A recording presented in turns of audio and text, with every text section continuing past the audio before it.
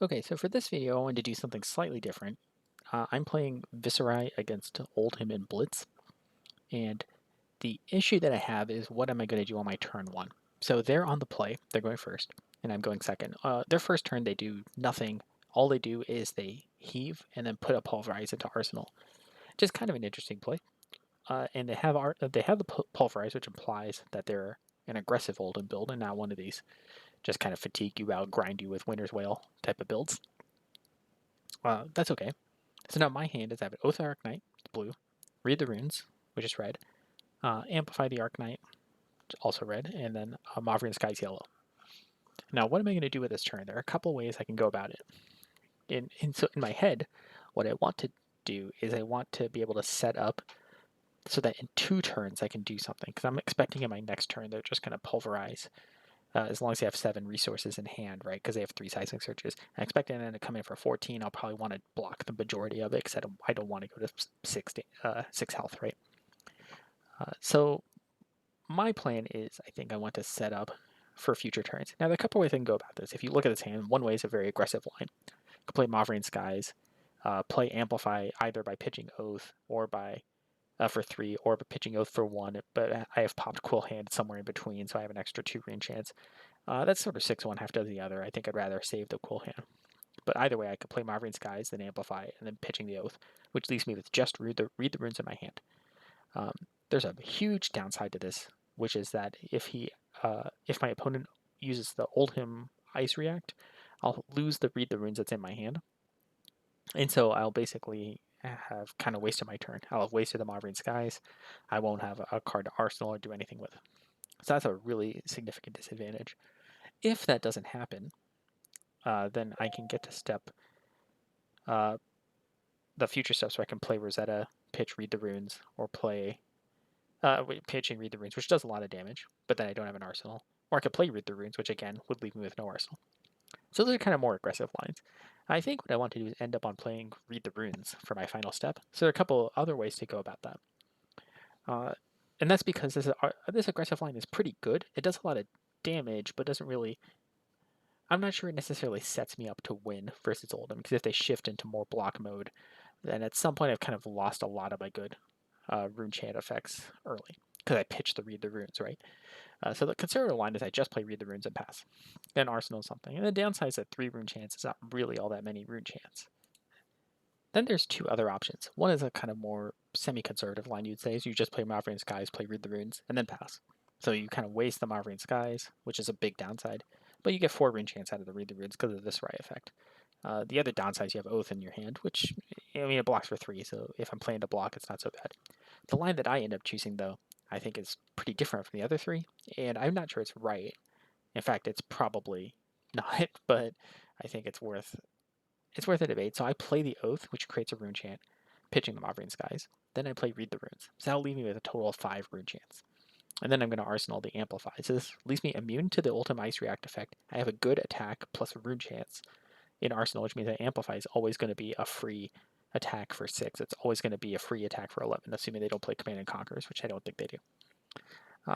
So that's what I end up doing. And there's the other advantage. I'm getting rid of the Oath out of my hand, which seems bad because I might be drawing into 2 blocks or something like Revels or whatever. But it also lets me try and dig for the other pieces, like other Read the Runes or Sonatas or whatever. So that's what I end up doing. And then, so now let's, I'll pause here if you want to think about or debate on like how you might approach the same turn. But then let me switch back to the video and then we'll discuss the rest of the game. Okay, I've skipped ahead in the video a little bit because their turn 1 was they just heaved to put Pulverize in, and my turn I did exactly what I said. Is I played out the Oath, I played out the Mauvrion Read the Runes, so I got rid of the I played out the Oath and then played the Read the Runes, so I got my 5 rune chance and I Arsenal the Amplify. And now my hand is a Spellblade Assault. This round's on me, the Rune Flash, and another Read the Runes, which is nice. So I'm expecting a giant attack for this Pulverize coming in. And we'll see that it ends up being slightly different than what I expected. Actually, is I think he ends up coming in for an Enlightened Strike, bottoming another card. So this, this says to me that his hand is probably all reds. which means it's a very aggressive Oldhim list if that's the case. Which means he just didn't have this. My opponent rather didn't have the 7 resources to actually play the Pulverize. It's an interesting thought to be in. So this Enlightened Strike, I think my blocks are probably not the way they should be, because I'm going to end up losing my skull cap value quite a bit. But I end up blocking with 2 cards. I don't really want this rounds on me that early. I do end up playing that card in this game though. They do play Ulknold, which is red, so that's why they didn't play the Pulverize. So that's coming in for 7. And I definitely want to block this out because I don't want to lose the Read the Runes for my hand. So I block that out, and now my turn is pretty decent. I'm going to just play Read the Runes pass. Yeah. So now I have 8 rune chance. I'm set up for like a pretty good Sonata turn, which I think will be enough of a swing in my favor against Oldhim, considering they're on the aggressive Oldhim list. And you'll see my opponent got, I think, a little bit lucky. So let me stop right here. I think I'm going to actually open this up in a second. Well, so they're playing Tome to get rid of this Pulverize, and I think that's probably fine. If they don't have Heave, it's pretty hard to play, especially if your deck is more reds than normal, which seems to be the case here. But they have a very interesting Tome here. Is they pitched 3 different reds to actually activate it. So I see they pitched the Pulverize, a Spinal Crush, and a Pummel to play for the Tome. Which, I mean, if you need to cycle that badly, then maybe that's fine. But that leaves you down on cards. Like the reason you play Tome sometimes is that it's a non-attack action with Go Again, and you end up the same on cards, and it helps you get rid of a bad card. But maybe they just wanted to get rid of this stuff. But the fact that putting this Pummel on the bottom makes one of my future turns a little bit easier, because I don't have to respect the Pummel in their hand quite as much. So they just play Enlightened Strike. I think I just eat the damage, and that's it. And so coming up, they're going to Arsenal something. On this turn, I have a few different options. I can try and... I think what I end up doing is playing the This Round Is On Me, which seems kind of dodgy. I mean, it's kind of a meme of a card in some sense, depending on who you talk to. I think against Oldhim, it has this advantage that Winner's will be coming in for 3, which means I can just block with 1 card, because it does have a nerf attached to it. And also, my attacks are kind of whatever. So what I'm hoping is I'm going to be able to try and cycle with This Round's On Me and try and find another non-attack to get another rune chant. And so we'll see what happens. Yep, so I pitched that. Play Mauvrion Skies. Actually, do I play this? I don't think I necessarily need to. I could play it just for the extra rune chant. And I think I might come in with the Amplify. Yeah, so I'm going to come in with the Amplify probably. Yeah, and so that's coming in for, 15 damage is a pretty decent amount. And it creates a rune chant. So there's a rune chant left. This has Go Again from Mauvrion Skies. Now I can play, depending on what he does, if he does an Ice React or he blocks with a Stalagmite, then I'm still okay because I can Rosetta. Or I can just pass and Arsenal one of these things if I really feel like it. Rune Flash, Arsenaling Rune Flash is alright. But I can also like drive them down a little bit further with Rosetta, so it depends how they block out this damage. They take all of the rune chants, right? So now, because they have an extra card, because I played that This Round Is On Me, but their attacks are nerfed, which, I mean, I'm doing -1, and like I said, like the primary value is that I can make Winter's Will only block for 1 and not have to take the Frost token. So he has a Frostbite, so I think I end up pitching 2 to play Rosetta, which is going to end up doing the 5 damage rather, because of the rune chant, to try and drive him down a little bit further. They have a pretty daunting hand. They have 6 cards, right? But I'm hoping that I can live through the next turn. I'm not expecting to go from 15 to 0. It just depends what my hand ends up with, whether or not I want to block or not.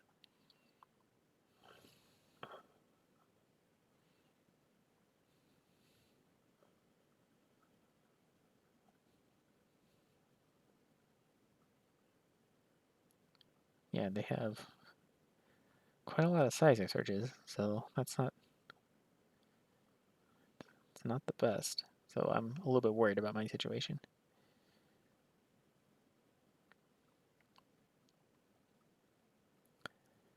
And Earthlore Bounty is a good card. So they block this out. Oh, and then, yeah, I feel like this was kind of a very unexpected. I did not expect to see the Awakening. I'm not used to seeing that, just kind of in general, except outside of Starvo. But so they do that, reveal the Pulse, and they're going to create 10 million seismic surges, and you'll find it's going to actually fill up this entire left side of the screen here. So it doesn't really matter which one. So yeah, there's 14,000 seismic surges here, so they can play anything that they want for free. And I believe they, well, we'll see what they end up playing. My turn right now is not, I don't have a really solid turn at the moment, so I probably am inclined to block out, because I only have 2 blue attacks. I do have this in Light Strike, but it's just going to hit for effectively 7. Polar Blast, I want to ask if I want to get Dominate. That lines up pretty well with my having a very mediocre hand, so I'm going to pitch this Mauvrion Skies and hope that maybe I'll see it again later. I definitely don't want to take a 14 Dominate. And it's actually 13 because of the -1, so yeah, I saved an extra life. And I believe I just block out with 2 of them, take some sufficient amount of damage, because that gives me 7, so at least I'm in skull cap range if they end up blocking out my next turn, and then I can which is good because actually I'm not going to have a next turn. So I'm just going to Arsenal my Light Strike. I might have considered, I could have thought about blocking with creepers, but I think the numbers didn't work out and I wanted to be a little lower to be able to get 1 extra life out of my skull cap, just in case. So I'm going to Arsenal this guy. So good old E-strikes there. And now I have, that's a pretty good hand if I can live for 8 more damage against their 5-card hand, which is definitely not guaranteed. But I do have 3 armor showing. I mean, depending on skeleton. I mean, ideally you don't count that. But I do have Mordred and Gorganian Tome and Swarming and Sonata in my next hand. So they play Tome, and this time they actually played it for 1 blue, so they actually got their full amount, so they're back at 5 cards.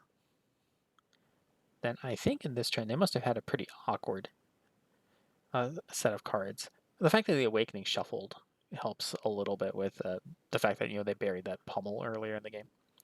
But to come in the Winter's Wail, I think at this point I'm a little worried about the Frostbite token. That's why I block with 1, not realizing that they didn't actually pitch, I think, an Ice card with it. I didn't realize that they had only pitched the Awakening. I think if this was a game I was playing live, I would actually be able to see it a little bit more obviously. So now in my turn, I'm at 5. I have to debate what to do. So there are a couple of ways to think about this turn, and I didn't make a nice PowerPoint for this because I didn't think it had as many forks in it. So I think you can play Gorganian Tome, then play Mortar Tide, that creates an extra rune chant, then play Sonata, or then play Quill Hand, and then play Sonata. So that would leave you at 1 + 3, 4. Then you pop Quill Hand, rather than play the Swarming Gloomveil. You could also play Gorganian Tome, play Gloomveil, play Mortar Tide, or play Mortar Tide then Gloomveil. Perhaps there are a lot of ways to sequence it. I think what I end up choosing though is I'm going to play, I believe, Gorganian Tome and get quite the nice top deck. So this is going to end up being the final turn of the game, just to spoil things a little bit. But I think that's okay, because I think the early parts of this game were some of the more interesting parts, and then I think I had some weird turns lined up against their also weird hands. So what happens is I end up playing Gorganian Tome. I'm going to get 2 Mordred Tides. So I think at this point I'm sitting pretty good in the driver's seat. So I'm just going to play both Mordred Tides, pop Quill Hand, hopefully get a good Sonata out. So this Mordred Tide is going to create 1. This one is going to create 2 more. So I'm at 3, pop that for 4 more. So that's 7, pop Skeleton. So I'm doing quite nicely. I'm going to play Sonata. I am not going to pitch the Gloomveil into it because Gloomveil is very good. It's going to have native go again, and it has that relevant on-hit effect. I have 2 pretty decent cards there. So from here, I think they're, this one is kind of just sequencing, how do I want to make sure I can get in for lethal. So I think if I play the Gloomveil and so the fact that my opponent took the arcane damage means that Meet and Greet's turned on, right? They took the arcane from Sonata. So I think I'm debating whether to play the Meet and Greet first. But so my rationale here is I can play the Gloomveil depending on how they block this out. They might be able to do the Oldhim Ice React, in which case I think I probably pitch to come in with Rosetta Thorn, or I might just want to come in with E-Strike for 7 and then put the Meet and Greet on top, because I wouldn't be able to play it otherwise.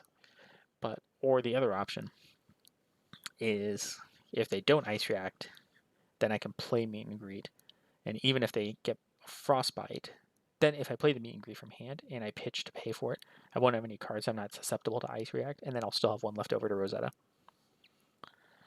So I think my opponent tanks for a little bit trying to figure out how to actually block out the Gloomveil as well as the Rune Chants. A lot of the Rune Chants end up coming in and taking them down. And I created 3 more because of the double Mordor Tide on the back end, which is pretty great. Mordor Tide's a wonderful card. And here, the Gloomveil does have the relevant on-hit effect, so if they hit, then I'm definitely going to win. Right? So they have to block it.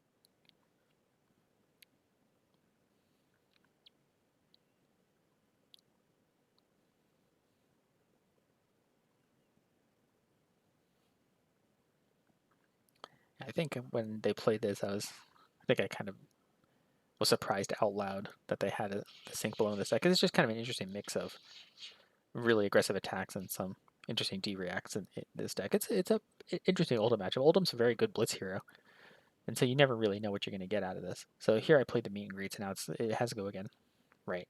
And I've pitched the 2 resources. So even if I get a Frostbite out of this, I can still play Rosetta. That's the important part of that being blue.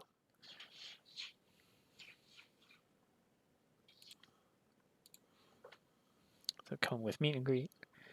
See, so my opponent at this point, I mean, they're at 1, right? I think no matter what happens, I'm probably in a good position. So, yeah, I mean, I think at this point I can just do lethal with virtually anything. Oh, they have a Sink Below. Oh, that's okay, because I'm just going to come in with Rosetta. And that's coming in for 3+4. It's coming in for 7, right?